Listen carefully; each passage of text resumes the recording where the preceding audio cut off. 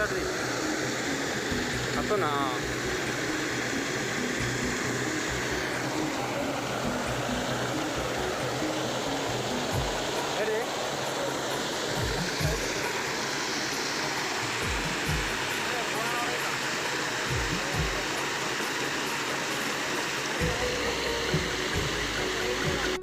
హరీష్ అన్నకు సాగునీరు, రసమాన్న కన్నీళ్లు.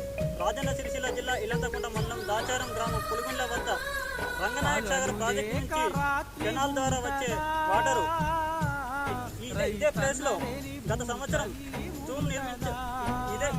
ఇదే ప్లేస్ నుంచి ఒక 8 గ్రామాలకి సాగునీరు అనేది వెళ్ళడం జరిగింది. ఈ సంవత్సరం నీటి కొరత ఉండడం వల్ల ఇక్కడ క్లోజ్ చేయడం జరిగింది.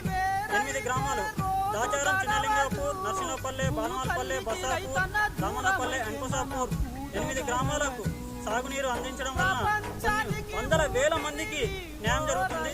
పంటలు పండించుకుంటారు.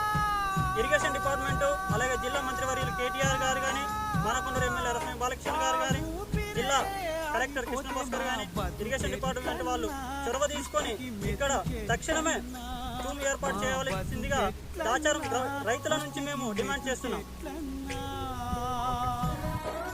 అక్కడ తూము ఏర్పాటు చేసినచో ఈ కాలువ ద్వారా వాటర్ అనేది దాచారం, చిన్నలింగాపూర్, నర్సింహపల్లి ఒక 8 గ్రామాలకి వాటర్ ఇదే ద్వారా వెళ్తుంది. గొలుసు కట్టు ద్వారా ఎన్నో చెరువులు నిండడం జరుగుతుంది.